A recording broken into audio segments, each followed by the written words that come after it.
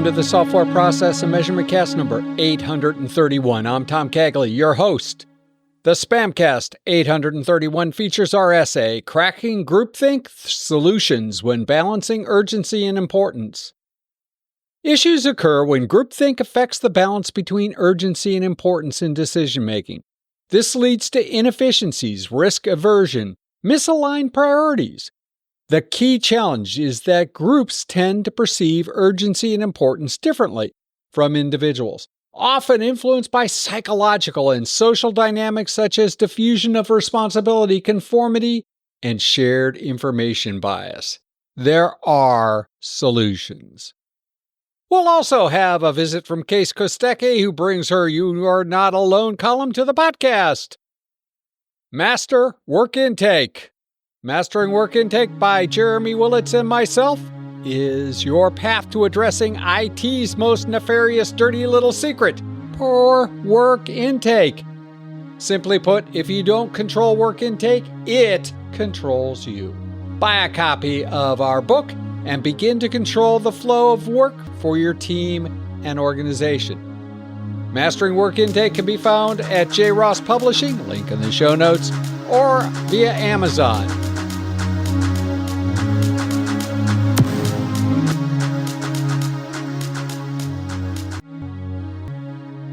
Cracking Groupthink Solutions When Balancing Urgency and Importance.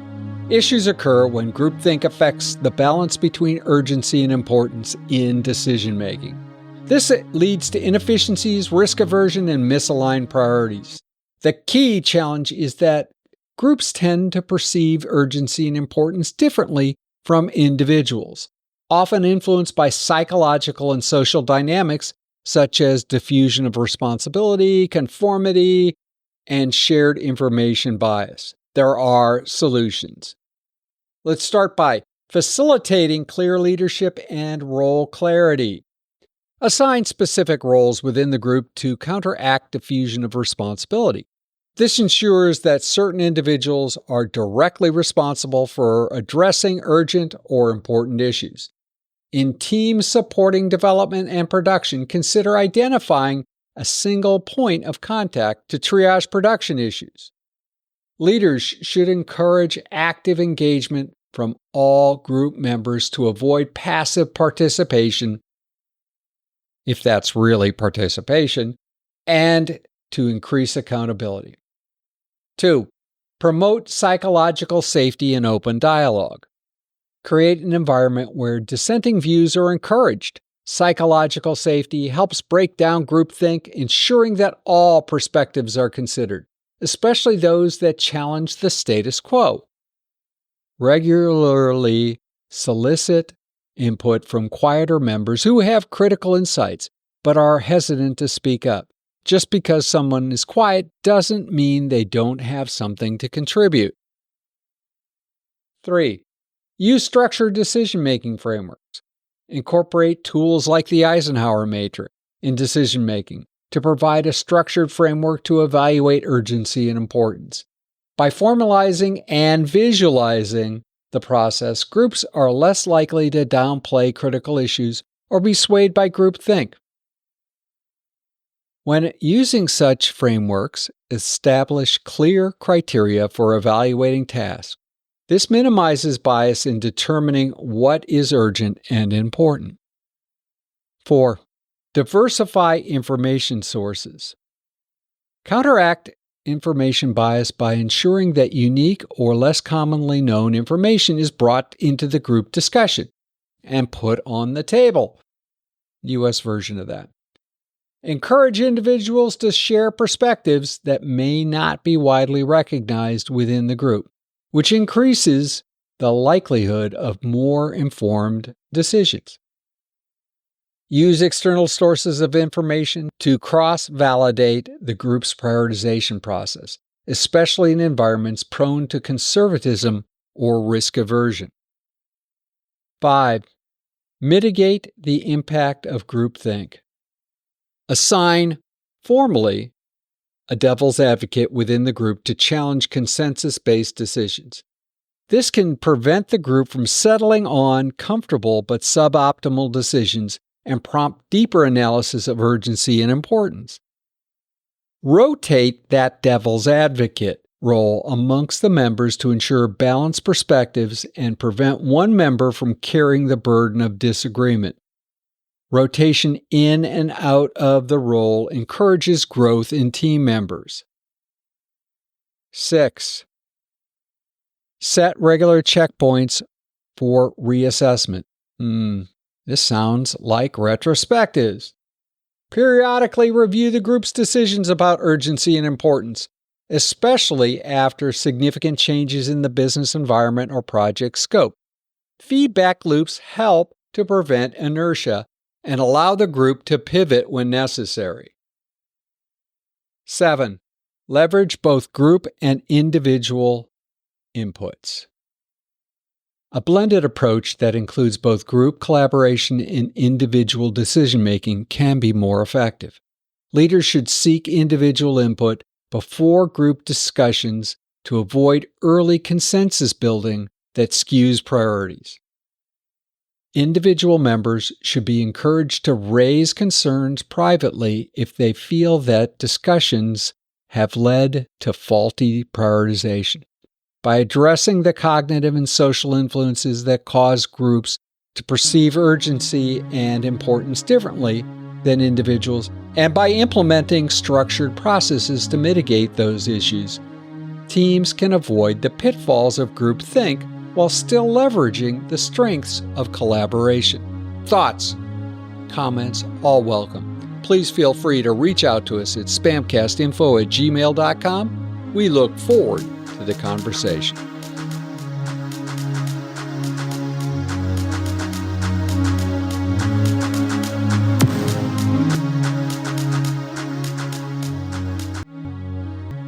Keis Kostaqi, the facilitator and speaker of, for all of those people out there that are alone. We have to convince them that they're not alone. So You're not alone. You're not alone column. So many yours is really a mainstay of the podcast. Hey, Keis, today, why do teams exist? Why do teams exist? That's a question that I ask myself a lot when I'm facilitating an onboarding of a new team. And I'm like, why are these people together? But it also comes into question when teams are creating their team agreements a lot. And some sections of it says, what do we do? What are we supporting? Why are we together? And it's kind of discovering that essence. Why are you a team? And that's very difficult to pinpoint for a lot of people. For a lot of teams, that's very difficult to say, why are we a team? And it always surprises me when I encounter that. I think in your traditional organizational structure, right? Teams are formed based on an activity, application that you're supporting, something that you're building, similar skill sets. That's usually your traditional way of putting people together. Once upon a time, Boston Consulting came in to help an organization that I was part of. And they instructed the leaders of this organization that every leader had to have a span of control of around 8 people. 9 would be okay, 7 would be okay, 10 would be horrible, and 2 or 3 would be they should fire that person. Just get rid of them. They're superfluous. And I'm not joking. The actual words may be a little bit hyperbolic, but that was the message. So sometimes people just get put together because there's this idea that you have to have groups of people that have a specific span of control. So when you have trouble getting down to or helping a team express what they're there for, What's going through your mind?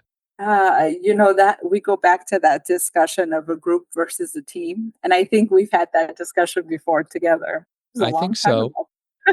Yep. What we're saying, is this a group or is this a team? And, when they can't figure out why they're together, when they can't figure out why they're doing something, they tend to usually fall into that group category. And then you have other teams that I've helped on board, and it's just, I don't want to use the word magical, but it is magical on how they come together and they create that team agreement. They're like, we should do this. And remember, when we do this activity, this is how we translate it into this agile process now. And it's just beautiful when you see that, because it makes everything else easier. They can be onboarded very easily because they would collaborate easily together. They can help each other out on breaking down work or identifying who's going to help and build this specific part of a product, for example, if they're building a product. And they're always there for each other. They hold each other accountable. They call each other out if they have to. And there's no, why did you say that to me? It's because we're a team, right? That's what we're here for. And if we don't call each other out and point out the things that we're struggling with internally as a team, then on the outside, we're not delivering. On the outside, we're looked at dysfunctional. So we have to figure out internally what we can do to stay united and do things that a team does, rather than a group where everybody is siloed. So I think that's the difference between the two. So you're a young Scrum Master. You're working with, you've been told that this is your team that you're going to work with. They are, let's say, half a dozen individuals who all think, everybody on the team thinks that everybody else smells funny. And therefore, they really don't want to have anything to do with them. Their group. How do you start that process of amalgamation or synthesis or whatever you want to call it that brings them to a team? No, that's very difficult, especially for a new Scrum Master, right? And you haven't had an experience with a team before, and now you have to figure out, that's like your first challenge. You have to figure out how to bring them together. And I think that you have to find the one thing that they maybe don't agree with, but that they want. Like, what is the end result? What are they all looking to achieve? And find that one thing and have them agree on that. And then they will start, go back from there. Okay, do we agree on this specific topic? Do we agree that we're going to deliver this activity at the end of the sprint? I'm just taking an example. Yes, we do. Okay, how can we get there? What can we do to get there? Let's start talking about how we can collaborate to get to that endpoint. So start with an end goal that they're all in agreement with, and then walk back from there. And you'll see them probably start those conversations of collaborating with each other, brainstorming about how to complete that goal. It will start slowly, but have them do those activities with each other to get them closer and to start working together rather than alone. Do you have a good example of how that works? It's what I just said. No. How does that work? I've tried it before with one team. The one thing that they were very different personalities. All of them were different. They all wanted different things. But the one thing that they all cared about was that at the end of a specific iteration, they were able to provide something to a stakeholder group. Whatever that they were working on, they wanted to make sure that those stakeholders had something to test at the end of that iteration. And even though they disagreed multiple times on how to get there, it was always, we have to have this one MVP to show to the stakeholder at the end of this iteration. So it was the activities that they had to go through to get to that point. What do we do to make this MVP available to them? Do we need to build it this way? What environment do we have to use? If we can't get this whole piece, how can we break it down to get at least the smaller piece? Because they wanted the stakeholder to have something. They wanted to have that relationship with the business side of the house. They didn't want to break that. So that was the thing that they cared about. All of them, they wanted that relationship to continue. So they worked towards maintaining that relationship and how to make that possible. That got them to collaborating more with each other and talking to each other. What advice would you give to a young Scrum Master who finds that this is outside of their ability to pull together? It is part of who Scrum Master it should be, or what they should be doing. I know initially it might look like, you should just be facilitating Scrum events. That is not what it is. It is a lot more than that. It is part of your role. The whole coaching and mentoring and removing those impediments. That's your impediment. By the way, what you've just described is why it is impossible for a Scrum Master to actually Scrum Master more than one or two teams. Well, yeah, it's a challenge that comes with it. I mean, you have to put time and effort into solving that. It can't just be, whatever it is. I'll sit in on the daily Scrum or the daily stand up. I'll let them facilitate, but I'll just be there in case. That's all I'll do, and I'm Scrum Mastering that team.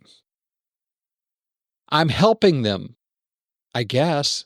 But all of those things, helping them become a team, helping them, all those things that you just talked about, that's hard. That usually takes people with a little bit of experience in life to recognize.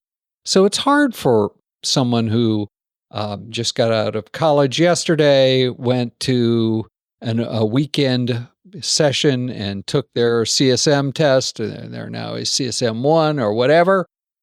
How do they get help? Because they're going to need help if that's what's just happened.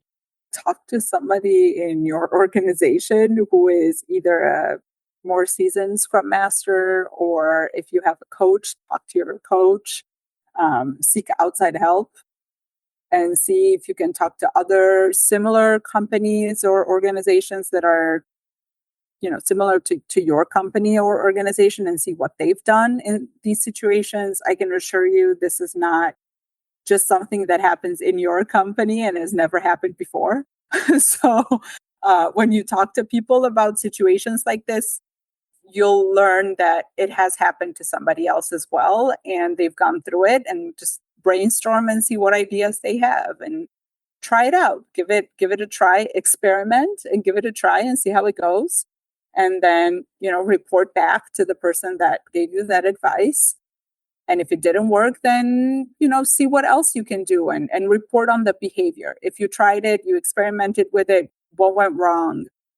How did the team react? And see how you can take that feedback and iterate, do something different. So we've wandered away from the opening question of this podcast. Why do teams exist? They exist because of a lot of things. We've said it could be because somebody put them together to stick them together. They exist because of a common interest, common goals, because of collaboration, because of shared interests. That's what a team is. Group is something different. Keis, if young Scrum Masters out there want your advice on this topic, how would they go about getting in touch with you, continuing this conversation? Yes, please reach out to me on LinkedIn. You have all my contact information there. And if you do need help, I like to solve complex issues, so please reach out. Keis Kostaqi, thank you for bringing your wonderful column, You Are Not Alone, to the Software Process and Measurement Cast. Thank you. Thanks for having me. In Reread Saturday News, Chapter 6 of How to Be a Stoic by Massimo Pigalucci. Link in the show notes to buy a copy so you can read along. is titled God or Atoms. It discusses the Stoic view of God. As I've discussed this chapter with friends, it becomes very easy to conflate Stoicism with religion. I remind myself in these scenarios that Stoicism is not a religion. The difference at a high level is that a philosophy seeks to understand and question, while religion often provides answers and a framework for belief and practice. The difference and the interrelationship are stark. Link in the show notes to this week's entry in Reread Saturday and all previous entries in our reread of How to Be a Stoic. In the next Software Process and Measurement Cast, number 832, we'll do a rerun of SPaMCAST 550. I'll be hiking in the Appalachian Mountains when I should be editing. This cast features our essay titled Intertwining Conway's Law and Agile. Conway's Law shines a spotlight on how an organization's structure impacts its product. The law states that the structure of a software product will mimic the structure of the organization that produces the software. It can and has been said that you are shipping the org structure. How are you structured, therefore, is going to impact just how Agile can be achieved. We'll also visit the QA Corner with Jeremy Barrio. Jeremy discusses the difference between test engineers and testers. This is one of my favorites. We'll also tackle whether every person with the word test in their title should have the ability to code or script. If process improvement is a never-ending journey, why do so many people ask, are we there yet?